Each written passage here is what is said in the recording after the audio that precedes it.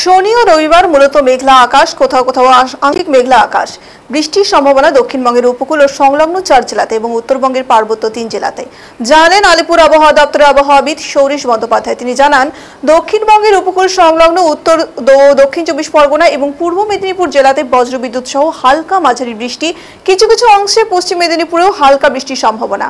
বাকি আর কোনো জেলাতে বৃষ্টির সম্ভাবনা না থাকলেও আংশিক মেঘলা আকাশের সম্ভাবনা। সোমবারেও কোথাও কোথাও আংশিক মেঘলা আকাশে বৃষ্টির সম্ভাবনা কমবে। সোমবার আংশিক মেঘলা আকাশ হলেও মঙ্গলবার থেকে রোদ ঝলমলে পরিষ্কার আকাশ, বৃষ্টির সম্ভাবনা নেই। কালীপুজো, দীপাবলি এবং ভাইফোঁটা সোমবার থেকে বুধবার উৎসবের মরশুমে বৃষ্টির সম্ভাবনা নেই। সোমবার সকালের দিকে আংশিক মেঘলা আকাশ, বাকি সময় রোদ ঝলমলে পরিষ্কার আকাশ। কোথাও কোথাও সকালের দিকে সামান্য কুয়াশা হতে পারে। উত্তরবঙ্গের দার্জিলিং এবং কালিম্পং জেলাতে আজ ও কাল বজ্রবিদ্যুৎ সহ হালকা বৃষ্টির সম্ভাবনা। জলপাইগুড়ির কিছু অংশেও হালকা বৃষ্টির সম্ভাবনা থাকবে। বাকি জেলাতে শুষ্ক আবহাওয়া, বৃষ্টির সম্ভাবনা নেই। সোমবার থেকে উত্তরবঙ্গেও বৃষ্টির সম্ভাবনা নেই। রোদ ঝলমলে পরিষ্কার আকাশে, সকালের দিকে কোথাও কোথাও সামান্য কুয়াশা। দক্ষিণ আন্দামান সাগর সংলগ্ন বঙ্গোপসাগরে ঘূর্ণাবর্ত ঘনীভূত হচ্ছে। এই ঘূর্ণাবর্ত 24শে অক্টোবর গভীর নিম্নচাপে পরিণত হবে। এই সিস্টেম উত্তর ও উত্তর পশ্চিম দিকে এগোবে এবং আরো শক্তিশালী হওয়ার সম্ভাবনা থাকছে। পরবর্তী আপডেট পরে জানানো হবে।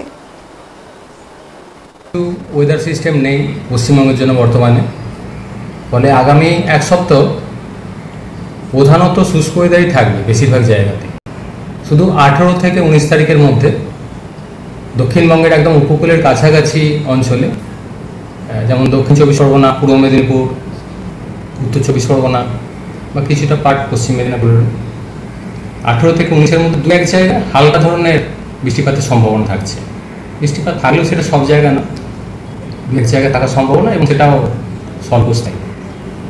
এছাড়া অন্যান্য জেলাগুলো 18 থেকে 19-এর মধ্যে আংশিক মেঘলা আকাশ থাকার সম্ভাবনা এবং শুষ্ক ওয়েদার বেশিরভাগ জায়গায়।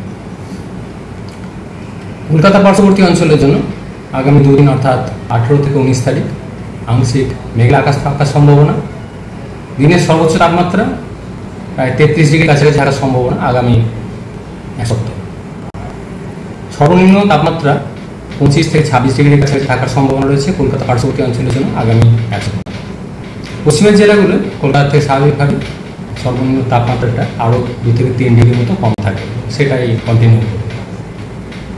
উত্তরবঙ্গের জন্য আগামী এক সপ্তাহ প্রধানত শুষ্ক ওয়েদার থাকার সম্ভাবনা।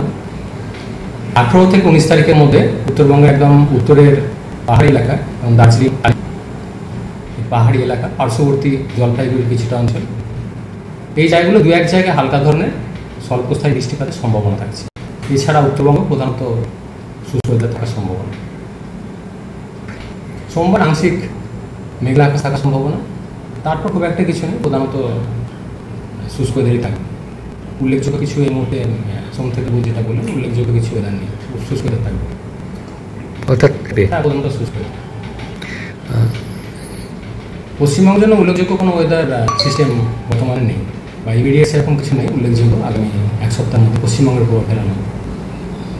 একটা ঘূর্ণাবর্ত রয়েছে দক্ষিণ বঙ্গোপসাগর সংলগ্ন দক্ষিণ পূর্ব বঙ্গোপসাগরের কাছাকাছি, যেটা পরবর্তী সময় 21 তারিখ নাগাদ একটা নিম্নচাপে পরিণত হওয়ার সম্ভাবনা রয়েছে দক্ষিণ পূর্ব বঙ্গোপসাগরের কাছে, এবং ফার্দার পরবর্তী 48 ঘন্টা অর্থাৎ 21 তারিখের পর আরও 2 দিনের মধ্যে সেটা গভীর নিম্নচাপ অর্থাৎ ডিপ্রেশনে পরিণত হওয়ার সম্ভাবনা থাকছে। এই সিস্টেমটার প্রত্যাশিত এটা এক্সপেক্টেড গতি অভিমুখ পশ্চিম উত্তর পশ্চিম দিকে, অর্থাৎ ইমিডিয়েট এটা পশ্চিমবঙ্গে প্রভাব ফেলার মতো কিছু নেই, অনেকটা দূরে। উল্লেখযোগ্য কিছু